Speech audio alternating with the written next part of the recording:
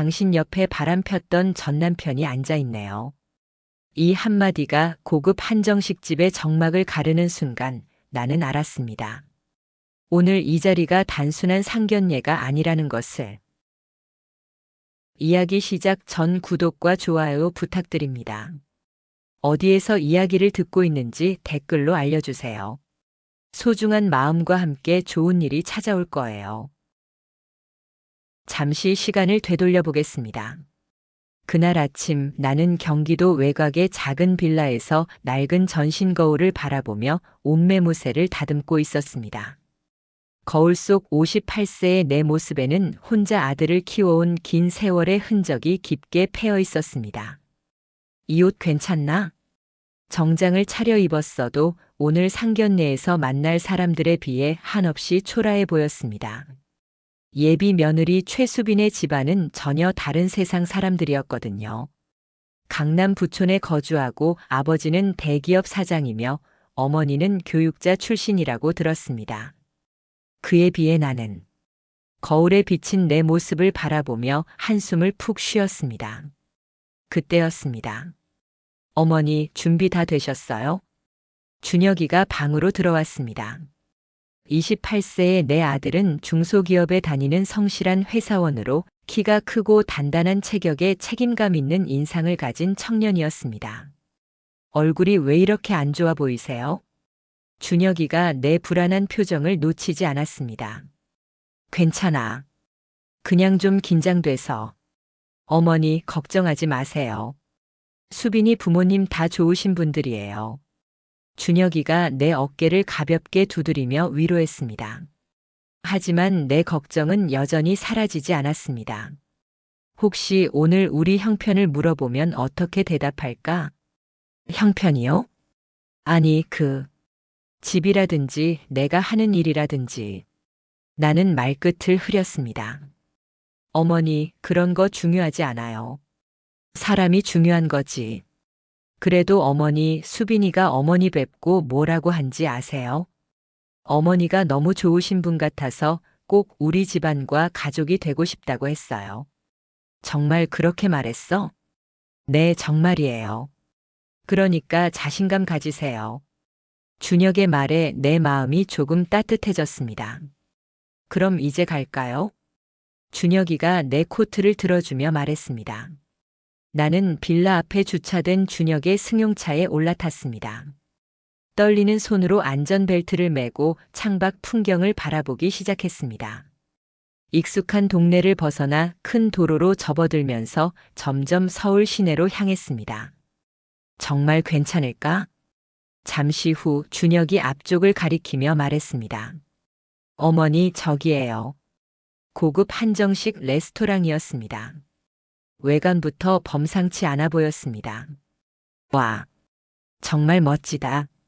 레스토랑 입구에 들어서자 한복을 곱게 차려 입은 직원이 정중하게 인사했습니다. 안녕하세요. 예약하셨나요? 네, 최수빈 이름으로 예약했습니다. 네, 확인됐습니다. 이쪽으로 안내해 드리겠습니다. 내부는 더욱 놀라웠습니다. 은은한 조명, 고급스러운 인테리어, 조용하고 품격 있는 분위기까지. 나는 이런 곳에서 식사를 해본 적이 없었습니다. 그때 멀리서 밝은 목소리가 들려왔습니다. 어머니, 수빈이었습니다. 예비 며느리 수빈은 키 169cm의 늘씬한 몸매에 어깨까지 내려오는 단정한 헤어스타일을 하고 있었습니다. 수빈이 나에게 다가와 정중하게 인사했습니다. 어머니, 오늘 너무 아름다우세요. 오시는데 힘드셨죠? 아니야. 준혁이가 태워줘서 편하게 왔어. 수빈이도 오늘 너무 예쁘다. 나는 수빈의 손을 잡으며 따뜻하게 대답했습니다. 이미 몇 번 만났던 수빈이지만 볼 때마다 예쁘고 마음에 들었습니다. 어머니, 많이 추우셨죠? 어서 안에 들어가요. 수빈이 내 팔을 살짝 부축하며 안내했습니다. 잠시 후 예약된 룸 앞에 도착했습니다. 수빈이 먼저 들어가며 밝은 목소리로 인사했습니다. 아버지, 어머니 오셨어요. 룸 안에서는 두 사람이 일어나 맞이했습니다. 최동수와 박순이었습니다. 최동수는 키가 큰 편으로 넓은 어깨와 당당한 자세에서 풍기는 위엄이 인상적이었습니다. 회색빛이 돌기 시작한 머리카락을 단정하게 빗어 넘겼고 깊고 날카로운 눈빛에는 오랜 세월 기업을 이끌어온 리더십이 서려 있었습니다. 박순이는 우아하고 품격 있는 인상의 여성이었습니다. 중간 정도의 키에 날씬하면서도 단아한 체형을 하고 있었고 어깨까지 내려오는 단발머리를 곱게 빗어 넘겼습니다. 어서 오세요. 동수가 먼저 인사했습니다. 준혁이 정중하게 고개를 숙였습니다. 안녕하세요, 아버님. 나도 따라서 깊숙이 고개를 숙였습니다. 안녕하세요. 그 순간이었습니다. 동수와 내가 서로 인사를 마치고 고개를 드는 순간 두 사람은 동시에 시간이 멈춘 듯 그 자리에서 그대로 얼어버렸습니다.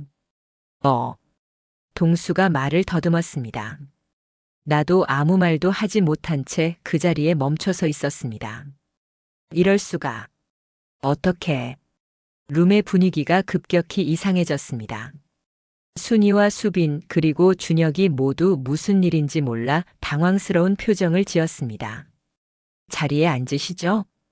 순이가 어색한 침묵을 깨트리며 조심스럽게 말했습니다. 네. 나는 떨리는 목소리로 대답하며 자리에 앉았습니다. 동수도 별수 없이 맞은편에 앉았습니다. 하지만 여전히 나를 똑바로 쳐다보지 못했습니다. 테이블 위에는 이미 정성스럽게 차려진 요리들이 놓여 있었지만 아무도 젓가락을 들지 않았습니다. 아버지, 무슨 일 있으세요?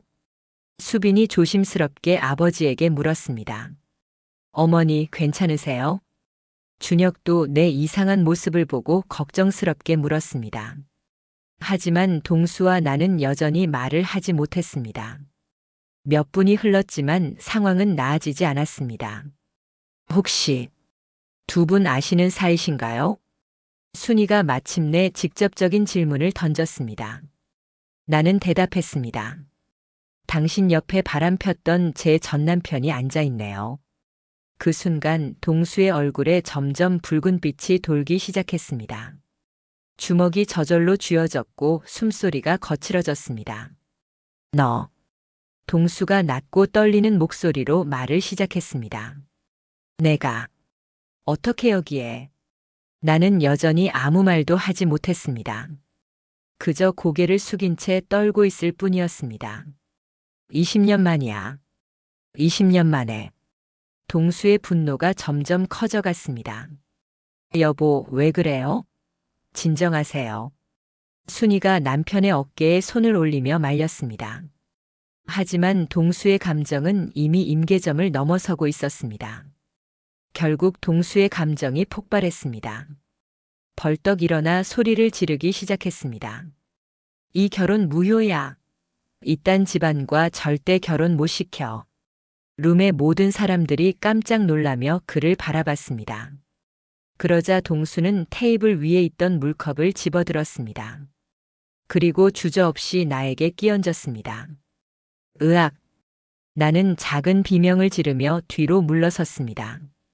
차가운 물이 얼굴과 새 정장에 흠뻑 젖었습니다. 아버지! 수빈이 충격을 받아 소리쳤습니다. 어머니! 준혁이도 급히 나를 부축했습니다. 여보, 왜 그래요? 순이도 완전히 당황하며 남편을 말렸습니다. 하지만 동수의 분노는 끝나지 않았습니다. 이 더러운 곳에서 당장 나와. 동수가 아내와 딸에게 소리쳤습니다. 여보, 왜 그러세요? 나와. 당장. 동수가 순이의 손을 거칠게 잡아당겼습니다. 아버지, 왜 그러세요? 왜 갑자기? 수빈이 눈물을 글썽이며 아버지를 바라봤습니다. 너도 빨리 나와. 동수는 딸의 손까지 잡아당겼습니다. 수빈은 나를 걱정스럽게 바라보다가 어쩔 수 없이 아버지를 따라 나갔습니다. 문이 쾅 하고 닫히는 소리가 룸 안에 울려 퍼졌습니다. 남겨진 것은 물에 젖어 떨고 있는 나와 어리둥절한 준혁뿐이었습니다. 어머니, 괜찮으세요? 준혁이 나를 안아주며 위로했습니다. 나는 아무 말도 하지 못한 채 눈물만 흘렸습니다. 온몸이 젖었지만 그런 것은 중요하지 않았습니다. 오랫동안 잊고 살았던 과거가 이렇게 갑자기 찾아온 상황이 당황스러울 뿐이었습니다. 어떻게 이런 일이. 집으로 돌아오는 길은 지옥 같았습니다. 운전대를 잡은 준혁의 얼굴은 하얗게 굳어 있었고 나는 물에 젖은 채로 창밖만 바라보고 있었습니다. 차 안에는 축축한 습기와 말로 표현할 수 없는 무거운 침묵만 흘렀습니다. 준혁은 백미러로 내 모습을 힐끗힐끗 확인했습니다. 평생 그렇게 강인했던 어머니가 이렇게 초라한 모습을 보인 것은 처음이었습니다. 가슴이 찢어질 것 같았지만 무슨 말을 해야 할지 알 수 없었습니다. 잠시 후 집에 도착한 준혁이 조심스럽게 말했습니다. 어머니, 옷부터 갈아입으세요. 감기 걸리겠어요. 응, 그래야겠다. 나는 힘없는 목소리로 대답하며 방으로 향했습니다. 잠시 후 나는 방에서 나왔습니다. 여전히 얼굴이 창백했습니다. 젖은 머리카락을 대충 수건으로 말린 흔적이 역력했고 화장을 지운 얼굴에는 깊은 피로가 새겨져 있었습니다. 나는 거실 한 구석에 있는 작은 소파에 털썩 주저앉았습니다. 준혁은 내 맞은편에 조심스럽게 앉았습니다. 평소보다 거리를 좀 더 두었습니다. 그렇게 서로 아무 말도 하지 않은 채 몇십 분의 시간이 흘렀습니다. 마침내 준혁이 입을 열었습니다. 어머니, 대체 무슨 일이에요? 아버님과 아시는 사이세요? 내 어깨가 미세하게 떨렸습니다. 나는 입을 열었다가 다시 닫았습니다. 준혁은 내가 말할 때까지 기다렸습니다. 어머니, 천천히 말씀하세요. 그 따뜻한 목소리에 내 마음이 조금 누그러졌습니다. 깊은 숨을 들이쉬고 천천히 입을 열었습니다. 전 남편이야. 네, 전 남편. 최동수는 나의 전 남편이야. 그 순간 준혁의 세상이 무너져 내렸습니다. 뭐라고요? 어머니의 전 남편이라고요? 그래. 준혁은 소파에서 벌떡 일어났습니다. 그리고 거실을 이리저리 걸어 다니기 시작했습니다. 이럴 수가. 어떻게 이럴 수가 있어요? 준혁의 목소리가 점점 높아졌습니다. 어머니, 제 친아버지는 아니잖아요. 그죠? 그 질문에 나는 고개를 끄덕였습니다. 맞아. 우리 사이엔 아이가 없었어. 준혁은 다시 소파에 털썩 앉았습니다. 눈이 빨갛게 충혈되어 있었습니다. 어머니, 그럼 결혼은 할 수 있는 거 아니에요? 나는 놀란 표정으로 아들을 바라봤습니다. 저와 수빈이가 결혼하는 건 말이에요. 법적으로 저희가 결혼을 못할 이유는 없잖아요. 준혁의 목소리에 간절함이 배어 있었습니다. 하지만 내 표정은 점점 어두워졌습니다. 아들아, 미안하다. 내가 사실 그 사람에게 큰 죄를 지었어. 아마 그쪽에서는 무슨 일이 있어도 결혼을 반대할 거다. 죄요? 무슨 죄를 지었는데요? 나는 고개를 저었습니다. 그 과거는 너무 아팠습니다. 아들에게 말할 수 없었습니다. 그건 너무 복잡한 일이야. 어머니, 준혁이 소파에서 벌떡 일어났습니다. 대체 무슨 일인데요? 저한테 솔직히 말해보세요. 제가 중간에서 잘 해결할게요. 아니, 준혁아. 이건 내가 해결할 수 있는 문제가 아니야. 어머니. 준혁의 목소리가 떨렸습니다.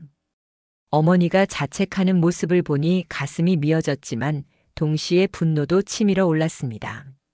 저 수빈이 없으면 못 살아요. 제 인생에서 가장 소중한 여자라고요. 나는 고개를 들어 아들을 바라봤습니다. 준혁의 눈에는 눈물이 고여 있었습니다. 어머니는 모르세요. 수빈이가 제게 얼마나 소중한지. 준혁이 주먹을 꽉 쥐었습니다. 내 가슴이 찢어지는 것 같았습니다. 이제 와서 갑자기 이러면 저희는 어떡하라고요? 준혁이 더 이상 말을 잇지 못했습니다. 고개를 깊숙이 숙이고 어깨를 떨었습니다. 나는 아들에게 다가가고 싶었습니다. 안아주고 싶었습니다. 하지만 어떤 위로의 말도 할 수 없었습니다. 정말 미안하다. 그것이 내가 할 수 있는 유일한 말이었습니다. 준혁이 고개를 들었습니다. 눈물로 범벅이 된 얼굴로 나를 바라봤습니다. 그럼 수빈이를 포기하라는 거예요? 나는 대답하지 못했습니다. 대답할 수 없었습니다. 준혁은 나를 한참 바라보다가 돌아섰습니다. 그리고 무거운 발걸음으로 자신의 방으로 향했습니다. 준혁아. 내가 불렀지만 준혁은 돌아보지 않았습니다. 방문이 쾅 하고 닫히는 소리가 집안에 울려 퍼졌습니다. 그렇게 나는 거실에 혼자 남았습니다. 내가 뭘 한 거지? 그날 밤 나는 침대에 누워도 잠들지 못했습니다. 베개에 얼굴을 묻고 소리 없이 울었습니다. 20년 전의 기억들이 깨진 거울 조각처럼 하나둘씩 떠올랐습니다. 동수와의 결혼 생활. 그리고 그 끝에 있었던 배신. 하지만 지금 돌이켜보니 뭔가 이상했던 부분들이 있었습니다. 그때 순이는 어떻게 동수를 알고 있었을까? 왜 동수는 갑자기 마음이 변했을까? 정말로 단순한 바람이었을까? 깨진 거울 조각 같은 기억의 파편들이 조금씩 맞춰지기 시작했습니다. 뭔가 숨겨진 게 있어. 나는 결심했습니다. 아들의 행복을 위해서라도, 그리고 내 자신을 위해서라도 진실을 찾아내겠다고. 이번엔 당하고만 살지 않을 거야. 모든 진실을 밝혀내겠어. 다음 날 아침 나는 20년 전 기억을 하나씩 되짚어보기 시작했습니다. 분명히 뭔가 이상했던 부분들이 있었어. 그날 저녁 준혁이 퇴근해서 들어왔습니다. 어머니, 표정이 안 좋아 보이는데 괜찮으세요? 준혁아, 어머니가 하나 물어볼게. 수빈이 부모님에 대해서 뭔가 이상한 얘기 한 적 없니? 이상한 얘기요? 응, 가족사라든지. 준혁이 잠시 생각하더니 말했습니다. 아, 그런 거라면. 수빈이가 어릴 때부터 궁금했던 게 있다고 하더라고요. 뭐가? 아버지가 젊은 시절 얘기를 절대 안 한다는 거예요. 물어보면 화를 내신다고.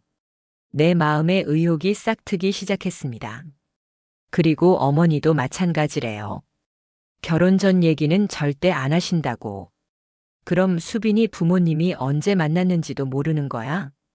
네. 그냥 대학교 때 만났다고만 하시고 자세한 건 말씀 안 해주신다고 해요. 뭔가 숨기고 있는 게 분명해. 그날 밤 나는 20년 전 물건들을 뒤지기 시작했습니다. 다락방 구석에서 낡은 상자를 발견했습니다. 이혼할 때 챙겨온 몇 안 되는 물건들이 들어있었죠. 그 안에서 동수가 받았던 명함 몇 장을 찾았습니다. 박순희 마이너스 교육 컨설팅 전문가. 명함 뒷면에는 손글씨로 뭔가 적혀 있었습니다. 직원 교육 프로그램 제안 개인별 맞춤 교육을 위한 사전 면담 필요. 사전 면담? 갑자기 기억이 떠올랐습니다.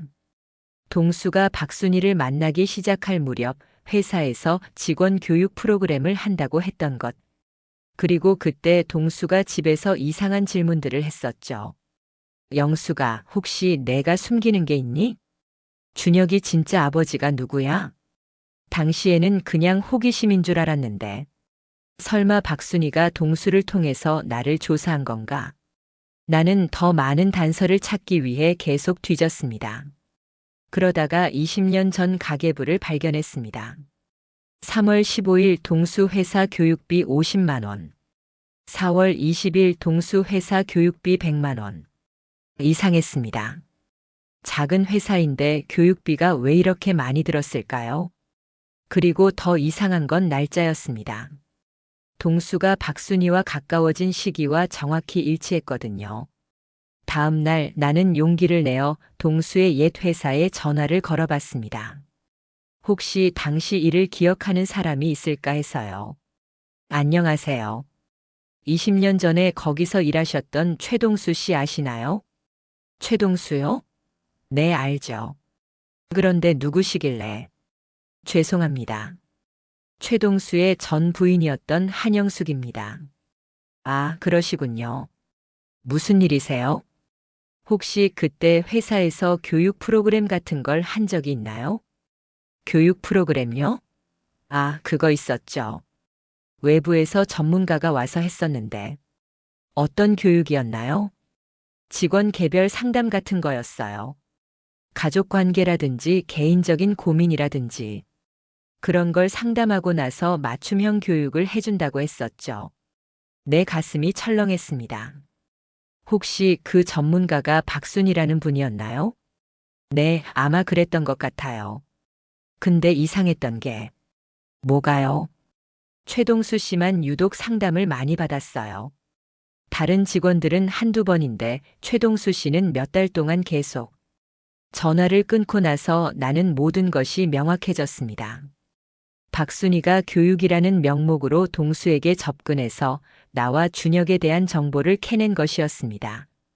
그리고 그 과정에서 내가 숨기고 있는 비밀까지 알아낸 거죠.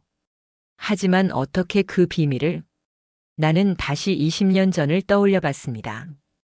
동수가 갑자기 준혁에 대해 의심하기 시작했던 때, 준혁의 출생신고서를 자꾸 들여다보던 때, 그리고 어느 날 갑자기 나에게 따져 묻던 때, 영수가 준혁이 정말 내 조카 맞아? 그때 나는 너무 당황해서 제대로 대답하지 못했었습니다. 그때 내 반응을 보고 확신했구나. 박순이가 동수를 통해 나를 시험해 본 것이었습니다. 그리고 내 반응으로 비밀을 확신했던 거죠. 이제 동수가 오늘 상견례에서 그렇게 당당했던 이유를 알 것 같았습니다. 박순이가 내 약점을 알려줬고 내가 반박할 수 없다는 걸 알고 있었던 것입니다. 그날 밤 준혁이 내 표정을 보고 걱정스럽게 물었습니다. 어머니, 혹시 수빈이 아버지한테 뭔가 문제가 있는 건 아니죠? 왜 그런 생각을 해? 오늘 수빈이한테 전화했는데 아버지가 어제부터 계속 불안해하신다고 하더라고요. 불안해한다고? 네. 계속 누군가 자기를 찾아올 것 같다고 하신다나요? 내 마음에 묘한 쾌감이 들었습니다. 동수도 두려워하고 있구나. 20년 전 일이 언젠가는 드러날 것을 알고 있는 것입니다. 나는 결심했습니다. 이제 진짜 진실을 밝혀낼 때가 왔다고.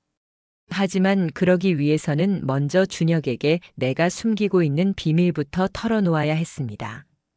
준혁이가 알면 얼마나 충격받을까? 하지만 더 이상 미룰 수는 없었습니다. 박순이와 동수의 계략을 막기 위해서라도 모든 진실을 밝혀야 했습니다. 그 다음 날 예상치 못한 전화가 걸려왔습니다. 한영숙 씨 맞으신가요? 낯선 남자의 목소리였습니다. 네, 맞는데요. 누구시죠? 저는 이강민이라고 합니다. 20년 전에 동수와 함께 일했던. 내 심장이 빨라지기 시작했습니다. 혹시 시간 되시면 만나서 이야기할 수 있을까요? 중요한 얘기가 있어서요. 이틀 후 나는 이강민과 조용한 찻집에서 만났습니다. 50대 중반으로 보이는 그는 다소 피곤해 보였지만 진지한 인상이었습니다. 영숙 씨 조심하세요. 뭘요? 동수와 박순이가 뭔가 계획하고 있어요. 이강민이 주변을 살피더니 조용히 말했습니다. 20년 전에 제가 동수 밑에서 회계를 담당했었거든요. 그때 이상한 일들이 많았어요. 어떤 일들이요? 박순이가 나타난 후로 회사에 의문스러운 돈이 들어오기 시작했어요. 출처가 불분명한 거액의 자금이요. 내 가슴이 뛰기 시작했습니다. 그리고 동수가 갑자기 영숙 씨에 대해 조사하기 시작했죠. 마치 뭔가 약점을 찾으려는 것처럼. 약점을요? 네. 박순이가 동수한테 영숙 씨의 비밀을 캐내라고 시킨 것 같았어요. 이강민의 표정이 더욱 심각해졌습니다. 영숙 씨, 그 사람들이 지금도 똑같은 일을 하고 있을 거예요. 영숙 씨의 약점을 이용해서 뭔가를 숨기려는 거죠. 집에 돌아온 직후 예상했던 전화가 걸려왔습니다. 박순이었습니다. 영숙 씨, 안녕하세요. 차가우면서도 계산적인 목소리였습니다. 무슨 일이세요? 만나서 이야기할 게 있어요. 중요한 얘기. 전화로 하시죠. 아니에요. 직접 만나야 해요. 준혁이를 위해서라도. 그 말에 내 온몸이 긴장됐습니다. 준혁이가 뭐가 어때서요? 내일 오후 2시에 강남역 근처 카페로 오세요. 주소는 문자로 보낼게요. 만약 안 가면요? 그럼 준혁이가 자신의 진짜 정체를 알게 될 거예요. 그리고 수빈이와는 영영 헤어지게 되겠죠. 전화가 끊어졌습니다. 다음 날 오후 나는 떨리는 마음으로 약속 장소에 갔습니다. 고급 카페의 가장 구석진 자리에 박순이가 앉아 있었습니다. 20년 전보다 더 날카로워 보였습니다. 앉으세요. 나는 조심스럽게 자리에 앉았습니다. 무슨 얘기를 하자는 거예요? 박순이가 냉소적으로 웃었습니다. 영숙 씨도 참 끈질기네요. 20년 만에 다시 우리 앞에 나타나다니. 저는 아무것도 한 게 없어요. 아무것도 안 했다고요? 아들을 우리 딸과 사귀게 만든 것도? 박순이의 눈빛이 차갑게 변했습니다. 우연이라고 하기엔 너무 자기적이지 않나요? 정말 우연이에요. 그렇다면 더욱 문제네요. 운명이 우리를 다시 엮으려 한다는 뜻이니까. 박순이가 커피를 한 모금 마시고 말했습니다. 영숙 씨, 저는 간단 명료하게 얘기하는 편이에요. 뭘요? 준혁이와 수빈이를 떨어뜨리세요. 왜 제가 그래야 하는데요? 왜냐하면 박순이가 휴대폰을 꺼내서 뭔가를 보여줬습니다. 낡은 서류 사진이었습니다. 이게 뭔지 아시죠? 내 얼굴이 창백해졌습니다.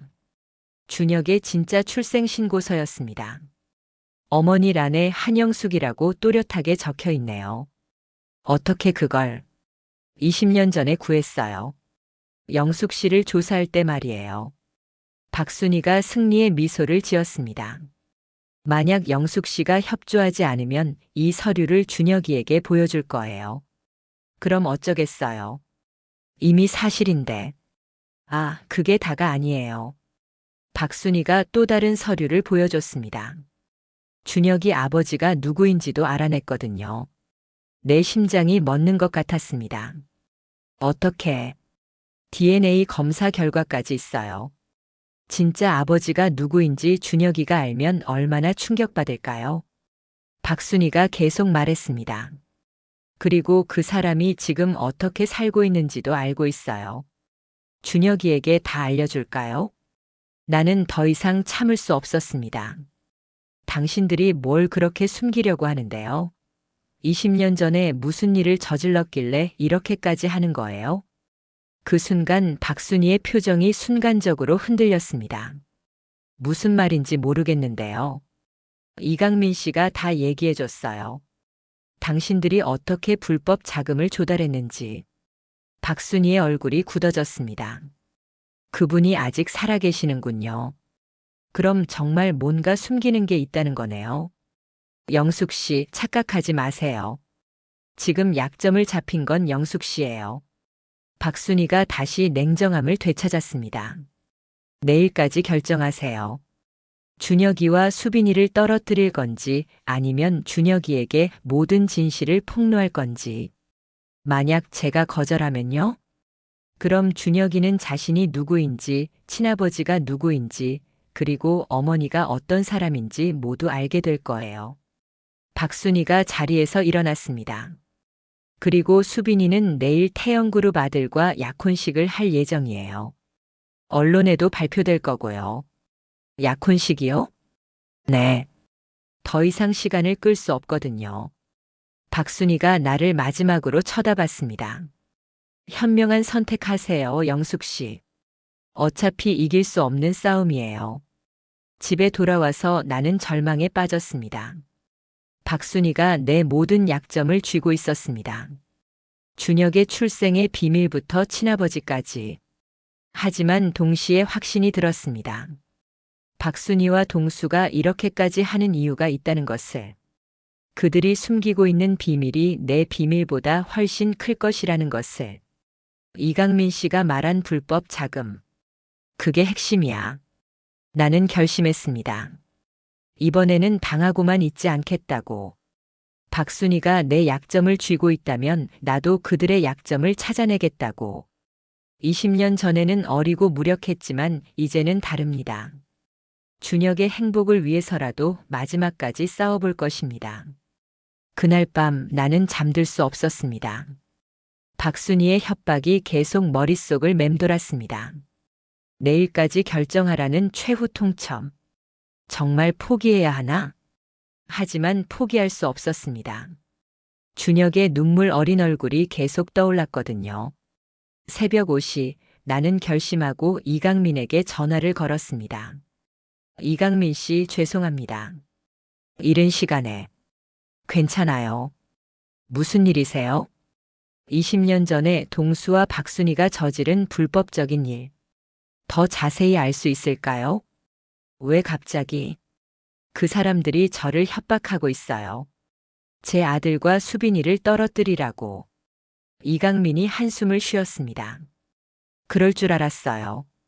영숙 씨 위험할 수도 있어요. 괜찮아요. 말씀해 주세요. 직접 만나서 얘기하죠. 1시간 후에 한강공원으로 나와요. 한강공원에서 만난 이강민은 두꺼운 봉투를 가져왔습니다. 이게 뭐예요? 20년 전 제가 몰래 복사해둔 회계 서류들이에요. 이강민이 주변을 살피더니 조용히 말했습니다. 동수와 박순이가 정부 프로젝트를 따내기 위해 심사위원들에게 뇌물을 준 증거들이에요. 내 손이 떨렸습니다. 뇌물이요? 네. 박순이 아버지가 심사위원장이었는데 그 사람뿐만 아니라 다른 심사위원들에게도 거액을 건넸어요. 그럼 이건 명백한 공직자 뇌물죄죠. 시효는 지났지만 언론에 공개되면 대성건설은 끝이에요. 이강민이 봉투를 내게 건넸습니다. 하지만 조심하세요. 이 사람들은 자신들을 지키기 위해서라면 뭐든지 할 수 있어요. 왜 20년 동안 숨기고 계셨어요? 무서웠어요. 그때 이 사실을 알고 있던 다른 직원이 의문의 사고로 죽었거든요. 내 온몸에 소름이 돋았습니다. 사고가 아니었다는 뜻인가요? 확실하지는 않지만 타이밍이 너무 절묘했어요. 집에 돌아와서 나는 서류들을 자세히 살펴봤습니다. 계좌 이체 내역, 현금 수수 기록, 심지어 녹음 파일까지 있었습니다. 이거면 충분해. 하지만 문제는 어떻게 이용할지였습니다. 박순이도 만만한 상대가 아니었거든요. 그때 휴대폰이 울렸습니다. 준혁이었습니다. 어머니, 큰일 났어요. 왜? 무슨 일이야? 수빈이 약혼식이 오늘 오후로 앞당겨졌대요. 뭐라고? 갑자기 태영그룹에서 서두른다고 해서. 수빈이가 울면서 전화했어요. 내 머리가 하얗게 변했습니다. 어머니, 정말 아무것도 할 수 없는 건가요? 준혁의 절망적인 목소리에 나는 결심했습니다. 준혁아, 어머니를 믿어봐. 오늘 모든 걸 끝낼게. 어머니? 약속해. 수빈이를 되찾아 줄게. 전화를 끊고 나서 나는 박순이에게 연락했습니다. 오늘 오후 2시에 만나요. 결정했나요? 네. 하지만 직접 만나서 얘기하고 싶어요. 좋아요. 어디서 만날까요? 대성건설 사장실로 갈게요. 동수도 함께 있어야 해요. 왜 갑자기? 제대로 끝내고 싶어서요. 오후 2시 나는 대성건설 사장실에 들어갔습니다. 동수와 박순이가 나란히 앉아 있었습니다. 마치 승리를 확신하는 듯한 표정이었죠. 결정했어요? 박순이가 차갑게 물었습니다. 네. 나는 그들 앞에 앉으며 봉투를 테이블 위에 올려놓았습니다. 이게 뭐지? 동수가 의아한 표정으로 물었습니다. 20년 전 당신들이 저지른 일의 증거예요. 그 순간 두 사람의 얼굴이 순간적으로 굳어졌습니다. 무슨 말인지 모르겠는데? 박순이가 태어난 척했지만 그녀의 목소리가 미세하게 떨리고 있었습니다. 정부 프로젝트 수주를 위한 뇌물 공여 증거들이에요. 나는 봉투에서 서류들을 꺼내기 시작했습니다. 계좌 이체 내역부터 녹음 파일까지 다 있어요.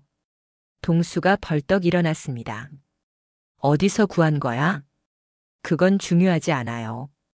중요한 건 나는 그들을 차례로 바라봤습니다. 이 증거들이 언론에 공개되면 어떻게 될지 아시죠? 박순희의 얼굴이 창백해졌습니다. 당신, 뭘 원하는 거야? 간단해요. 수빈이와 준혁이의 결혼을 허락하세요. 미친 소리. 동수가 소리쳤습니다. 미친 소리라고요? 20년 전에 저한테 한 짓에 비하면 아무것도 아니죠. 나는 차분하게 말했습니다. 당신들이 제 약점을 쥐고 있다면 저도 당신들의 약점을 쥐고 있어요. 박순희가 계산적인 눈빛으로 나를 바라봤습니다. 협상하자는 거군요. 네. 공정한 거래죠. 조건이 뭐야? 첫째, 수빈이 약혼식을 취소하세요. 둘째, 준혁과 수빈의 결혼을 공식적으로 인정하세요. 셋째, 제 개인적인 비밀은 영원히 입을 다물어요. 동수와 박순희가 서로를 바라봤습니다. 만약 우리가 거절하면 이 모든 증거를 언론에 제보해요. 그리고 준혁에게도 모든 진실을 말할 거예요. 당신들이 얼마나 더러운 사람들인지 말이에요. 그 순간 박순희가 냉소적으로 웃었습니다.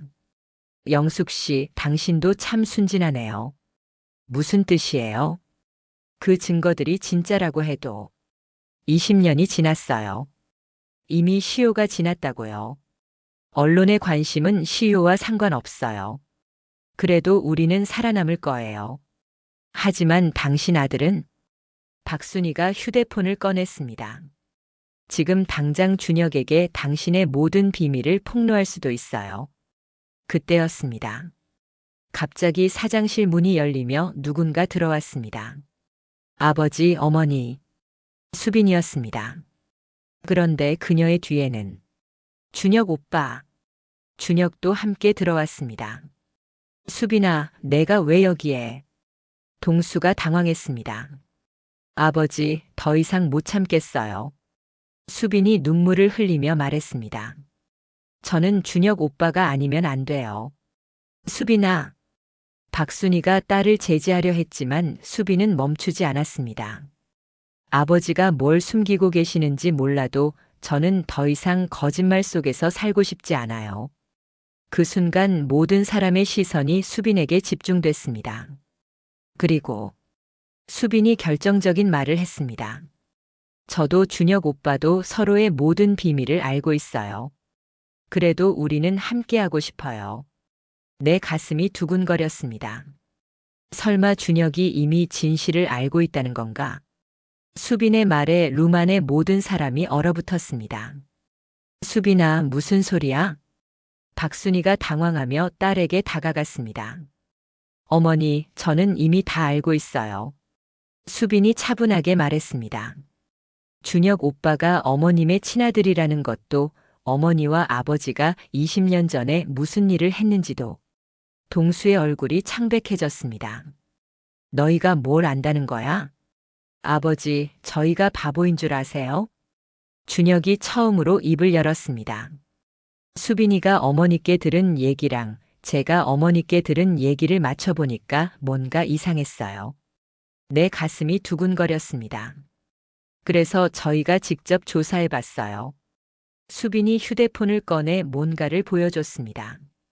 20년 전 신문 기사들, 대성건설 설립 과정, 그리고 수빈이 어머니를 똑바로 바라봤습니다.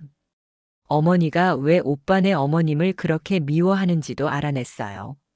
수빈아, 어머니가 아버지를 빼앗기 위해서 일을 벌이셨다는 것도요. 그 순간 박순희가 벌떡 일어났습니다. 너희가 뭘 안다고 그래? 어른들 일에 끼어들지 마. 어른들 일이라고요? 수빈의 목소리가 점점 높아졌습니다. 저희 인생을 가지고 게임하면서 어른들 일이라고요? 수빈아, 진정해. 동수가 딸을 달래려 했지만 수빈은 멈추지 않았습니다. 아버지, 저는 더 이상 거짓말 속에서 살고 싶지 않아요. 준혁 오빠도 마찬가지고요. 그때 박순이가 냉소적으로 웃었습니다. 그래? 그럼 너희가 정말로 모든 걸 아는지 확인해 볼까? 박순이가 나를 바라보며 말했습니다. 영숙 씨, 준혁이에게 말해보세요. 준혁의 친아버지가 누구인지. 순간 루만이 조용해졌습니다. 어머니? 준혁이 나를 바라봤습니다. 나는 입을 열었다가 다시 닫았습니다. 이 비밀만은 아직 말할 수 없었습니다. 왜 말 못하세요? 박순이가 승리의 미소를 지었습니다. 그럼 제가 말해줄까요? 그만해요. 내가 소리쳤지만 박순이는 멈추지 않았습니다. 준혁이의 친아버지는 어머니 그만하세요. 수빈이 박순이를 막으려 했지만 박순이는 이미 말을 시작했습니다. 바로 최동수예요. 그 순간 루만의 모든 사람이 얼어붙었습니다. 라고요? 준혁이 떨리는 목소리로 물었습니다. 맞아요. 당신의 친아버지는 바로 여기 앉아 있는 최동수예요. 동수가 박순이를 놀란 눈으로 바라봤습니다. 순이야, 무슨 소리를 하는 거야? 이제 와서 모른 척하지 마세요. 당신도 DNA 검사 결과 봤잖아요. 나는 그 자리에서 무너질 것 같았습니다. 그럼 저와 수빈이는? 준혁이 수빈을 바라봤습니다. 남매라는 얘기예요. 박순이가 고개를 끄덕였습니다. 정확히는 이복남매죠. 아버지가 같으니까. 수빈이 충격을 받아 의자에 주저앉았습니다. 그럴 리가 없어요. 믿기 싫겠지만 사실이에요. 박순이가 계속 말했습니다. 영숙이 16살에 동수의 아이를 낳았어요. 하지만 동수는 그 사실을 몰랐죠. 거짓말이에요. 준혁이 소리쳤습니다. 그럴 리가 없어요. DNA 검사 결과가 있어요. 박순이가 또 다른 서류를 꺼냈습니다. 몇 년 전에 몰래 검사한 거예요. 99.9% 일치해요. 동수가 그 서류를 빼앗아 보더니 얼굴이 하얗게 변했습니다. 이게 진짜야? 당신이 20년 전에 영숙을 버릴 때 이미 아들이 있었던 거예요. 나는 더 이상 참을 수 없었습니다. 그만해요. 그만하라고요. 왜요? 진실이 밝혀져서 기분 나쁘세요? 박순이가 나를 조롱하듯 바라봤습니다. 이제 알았죠? 준혁과 수빈이는 절대 결혼할 수 없어요. 수빈이 눈물을 흘리며 준혁을 바라봤습니다. 준혁 오빠, 수빈아. 두 사람이 서로를 바라보는 눈빛에는 절망만이 가득했습니다. 이제 포기하세요. 박순이가 냉정하게 말했습니다. 어차피 이길 수 없는 싸움이었어요. 그때 동수가 갑자기 소리쳤습니다. 순이야, 왜 이런 짓을 하는 거야? 무슨 말이에요? 너도 알고 있잖아. 준혁이 내 아들이 아니라는 걸. 그 말에 모든 사람이 동수를 바라봤습니다. 뭐라고요? 박순이의 얼굴이 굳어졌습니다. DNA 검사 결과를 조작한 거 내가 다 알고 있어. 동수가 분노에 찬 목소리로 소리쳤습니다. 왜 거짓 결과를 만들어서 애들을 이렇게 괴롭히는 거야? 당신 무슨 소리를. 그만해. 이제 그만하라고. 동수가 박순이를 향해 소리쳤습니다. 20년 전에도 그랬지. 영숙의 비밀을 조작해서 나를 속였잖아. 루만이 다시 조용해졌습니다. 그럼 제가 동수 아저씨 아들이 아니라는 거예요? 준혁이 떨리는 목소리로 물었습니다. 동수가 고개를 끄덕였습니다. 맞아.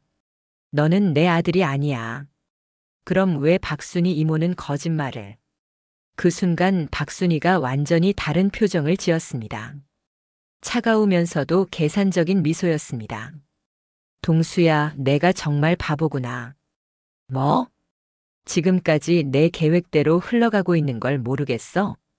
박순이가 일어나서 창가로 걸어갔습니다. 내 목표는 처음부터 준혁과 수빈이를 떨어뜨리는 거였어. 무슨 말이야? 진짜 DNA 결과든 가짜든 상관없어. 중요한 건 애들이 절망하게 만드는 거였거든. 박순이가 뒤돌아서서 모든 사람을 바라봤습니다. 그리고 성공했네. 이제 수빈은 태영그룹 아들과 결혼할 거야. 어머니. 수빈이 배신감에 찬 눈으로 박순이를 바라봤습니다. 어떻게 저한테 이럴 수 있어요? 너를 위해서야. 좋은 집안으로 시집 보내려고. 제가 원하는 건 상관없고요. 넌 아직 어려서 몰라. 나중에 고마워할 거야. 그 순간 나는 모든 것을 깨달았습니다. 박순이의 진짜 목적이 무엇인지, 그리고 우리가 얼마나 철저하게 당했는지. 하지만 이미 너무 늦었습니다. 준혁과 수빈은 완전히 절망에 빠져 있었고, 진실과 거짓이 뒤엉켜서 무엇이 진실인지 알 수 없게 되었습니다. 박순이가 마지막으로 말했습니다. 수빈아, 30분 후에 약혼식장으로 나와. 태영그룹 사람들이 기다리고 있어. 싫어요.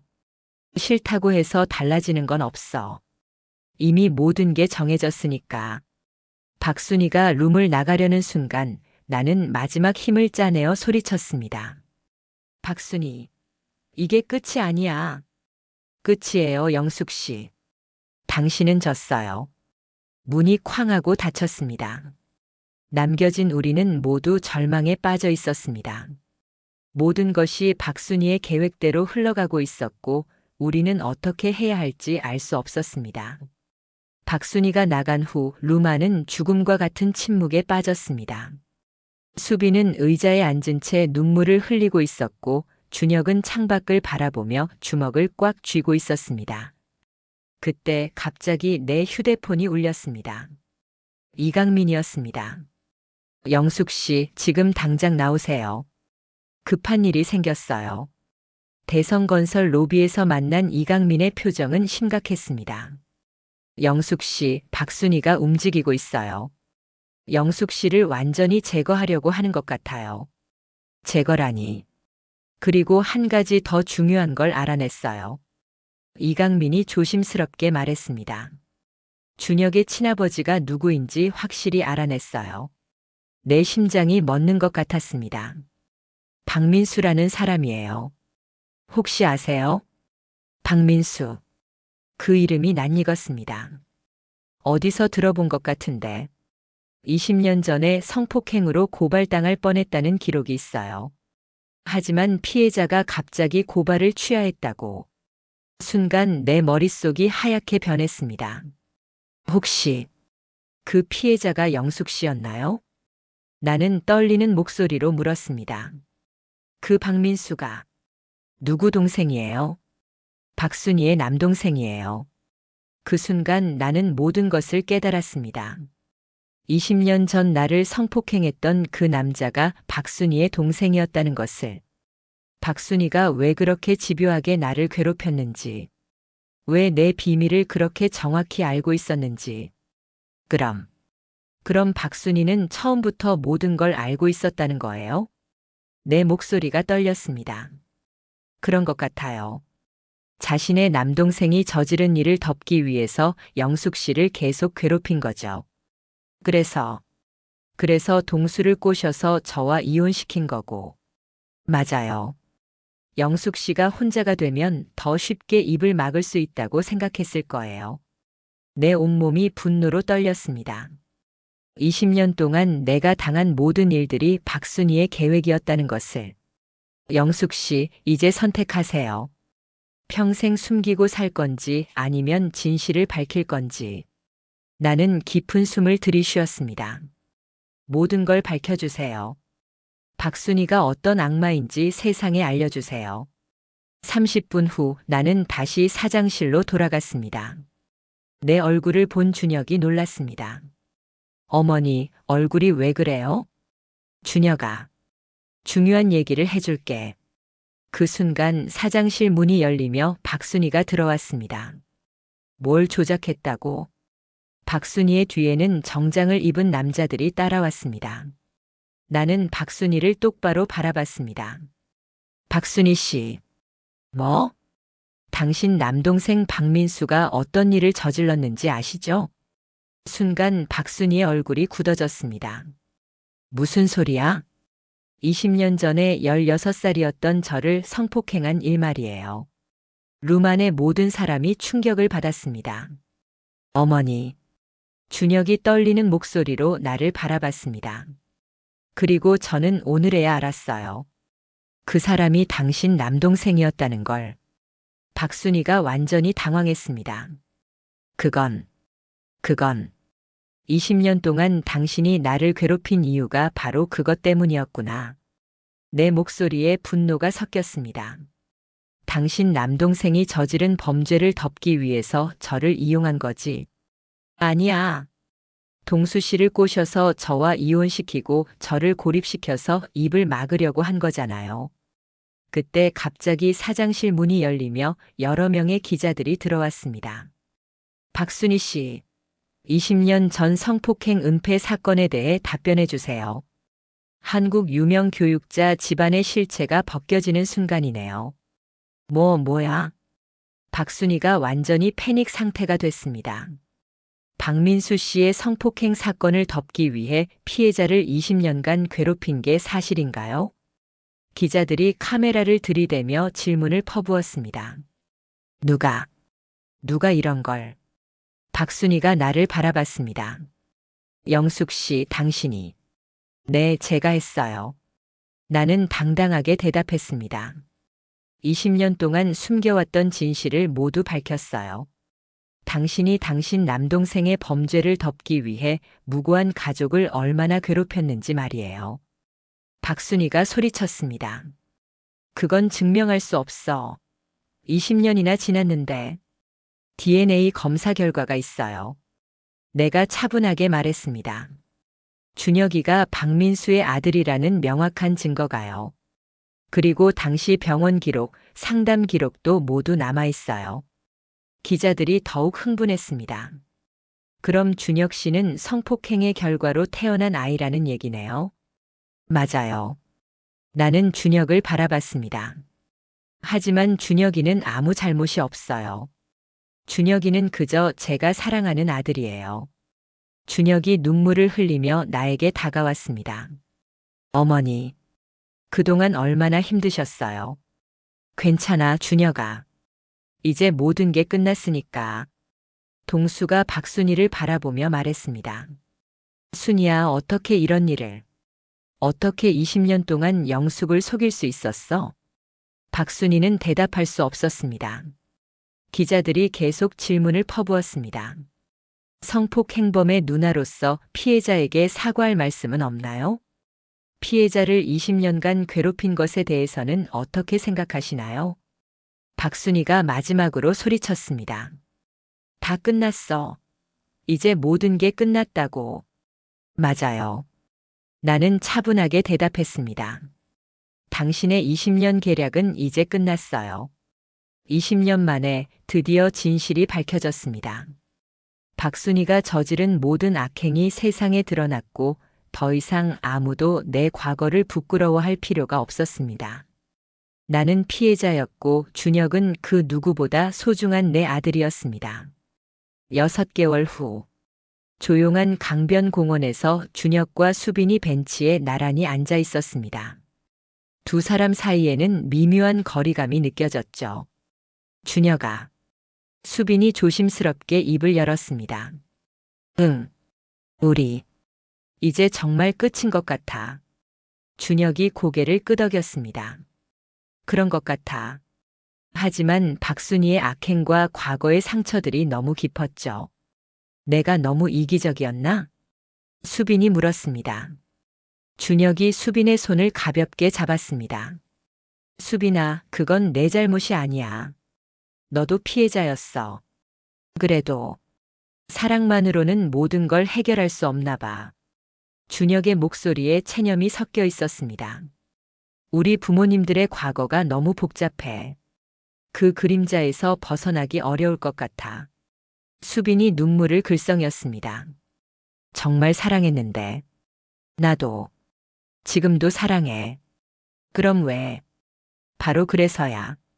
진짜 사랑한다면 서로를 자유롭게 해줘야 하는 거 아닐까? 두 사람은 한동안 말없이 강물을 바라봤습니다. 준혁아, 우리 다른 곳에서 다시 만났으면 어땠을까? 아마 지금쯤 결혼했을 거야. 그리고 예쁜 아기도 있었을 거고. 상상만 해도 행복하다. 수빈이 일어났습니다. 그럼, 이제 정말 안녕인가?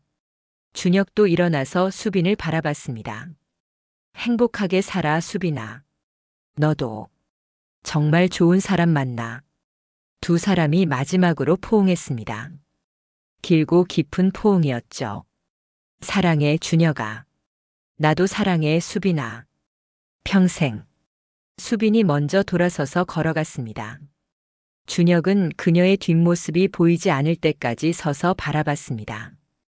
1년 후, 나는 작은 카페를 운영하고 있었습니다. 새로운 시작이라는 이름의 카페였죠. 과거의 아픔을 딛고 새 출발하는 사람들을 위한 공간이었습니다. 어머니, 오늘도 손님이 많네요. 준혁이 카페에 들러서 말했습니다. 그러게. 요즘 장사가 잘 돼. 다행이에요. 준혁은 많이 성숙해져 있었습니다. 수빈과 헤어진 후 더욱 조용해졌지만 동시에 더 깊이 있는 사람이 된 것 같았어요. 준혁아, 요즘 어때? 괜찮아요. 회사에서 승진도 했고. 그래, 잘 됐다. 그리고 새로운 사람을 만나고 있어요. 나는 놀랐습니다. 정말? 네. 도서관에서 만난 사람이에요. 조용하고 착한 사람이에요. 잘 됐구나. 수빈이는 어떻게 지내는지 아세요? 나는 잠시 망설였습니다. 글쎄, 외국으로 유학 갔다고 들었어. 그래요? 어디로? 프랑스. 미술 공부한다고. 준혁이 쓸쓸하게 웃었습니다. 잘 됐네요. 수빈이 꿈이었거든요. 아직도 그리워해. 가끔요. 하지만 이제 괜찮아요. 준혁이 창밖을 바라봤습니다. 어머니, 저희가 헤어진 게 잘한 일인 것 같아요. 왜? 서로에게 너무 많은 상처와 기억이 얽혀 있었거든요. 계속 만났다면 오히려 불행했을 것 같아요. 나는 아들의 성숙함에 놀랐습니다. 그렇게 생각할 수 있구나. 사랑한다고 해서 반드시 함께 해야 하는 건 아니잖아요. 때로는 놓아주는 것도 사랑이고요. 2년 후, 동수가 카페에 들렀습니다. 많이 초라해진 모습이었지만 표정은 오히려 평온해 보였어요. 영수가 잘 지내고 있구나. 동수 씨도요. 어떻게 지내세요? 그냥 그렇게.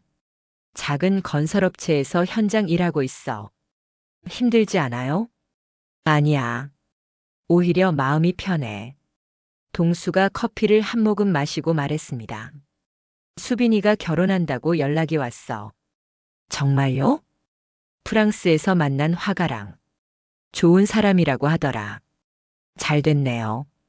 그리고 박순이 소식도 들었어. 어떻게 지내고 있대요?